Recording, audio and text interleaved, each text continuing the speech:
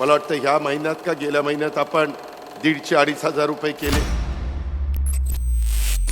महाराष्ट्राची लोकसंख्या 13 कोटी, ह्या दोन्ही योजनेचे 3 कोटी लाभार्थींना साधारण वर्षाला आपल्याला बजेटमधनं 65,000 कोटी रुपये बाजूला काढून ठेवावे लागतात। 65,000 कोटी रुपये। त्यामध्ये संजय गांधी निराधार, हे 2 योजनेचं मी सांगतोय, 3 कोटी लाभार्थ्यांच्या करता संजय गांधी निराधार त्याला आपण 1,500 रुपये केलेले, श्रावणबाळ योजना 1,500 रुपये। आता दिव्यांगांच्या करता मंत्रिमंडळातल्या सहकाऱ्यांना आठवत असेल, मला वाटतं ह्या महिन्यात का गेल्या महिन्यात आपण 1,500-2,500 रुपये केले त्याच्यावर तिथं।